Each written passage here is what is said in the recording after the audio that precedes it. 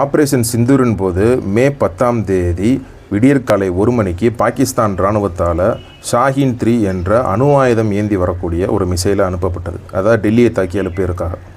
So அப்போ நம்மளுடைய air defence system அதை மிக துல்லியமாக தாக்கி அழித்து வானத்திலேயே அதை இன்டர்செப்ட் பண்ணி தாக்கி அழித்தது.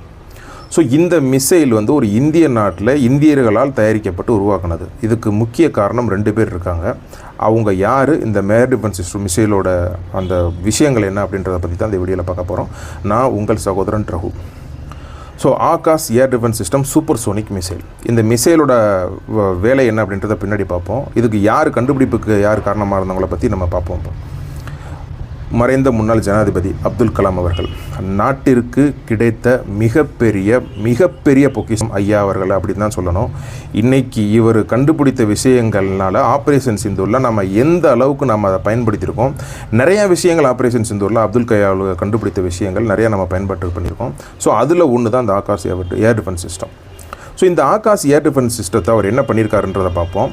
ஒரு தலைவர் இன்னொரு தலைவரை உருவாக்கணும் அப்படின்னு சொல்லியிருக்காங்க. அப்படி அப்துல் கலாம் ஐயா அவர்களால் உருவாக்கப்பட்டவர் தான் பிரகலத் ராமாராவ் சயின்டிஸ்ட். தன்னோட 35வது வயசில் தன்னோட வாழ்க்கை முழுவதுமே இந்த ஏர் டிஃபென்ஸ் சிஸ்டத்துக்காக அவர் ஒதுக்கி நம்ம நாட்டோட வளர்ச்சிக்கும் பாதுகாப்புக்கும் இவர் பாடுபட்டிருக்கார். ஸோ இவர் மாதிரி ஒரு நாட்டிற்கு ஒரு சிறந்த மனிதர்கள் இருக்கும் வரை நம்ம நாடை யாவனாலையும் தொடவிட முடியாது அப்படின்றது தான் உண்மையான விஷயம். இவர் நினச்சிருந்தாருன்னா H1B விசா வாங்கிட்டு யூஎஸில் போய் பல 1000 கோடிகளை சம்பாதிச்சிருக்கலாம். ஆனால் ஐயா அவர்கள் அதை பண்ணலை. நாட்டுக்காக தன்னை அர்ப்பணிச்சிருக்காரு அப்படின்றது தான் இங்கே முக்கியமான பார்க்கக்கூடிய விஷயம். ஸோ இந்த air defence system Akash air defence system என்ன மாதிரி ஸ்பெசிஃபிகேஷன் இருக்குது அப்படின்றத பற்றி பார்ப்போம். ஸோ ஆகாஷ் ஏர் டிஃபென்ஸை பொறுத்தவரைக்கும் இது ஒரு சூப்பர் சோனிக் மிசைல் அப்படின்னு சொல்லப்படுது. கிட்டத்தட்ட 25 கிலோமீட்டரில் இருந்து ஏதாவது ஒரு ஏவுகணை வந்தாலும் அதை இங்கேருந்தே இந்த ரேடர் வாட்ச் பண்ணி அதை அங்கேயே போய் அழிச்சிரும் அப்படின்றது தான் சொல்லப்படக்கூடிய விஷயம்.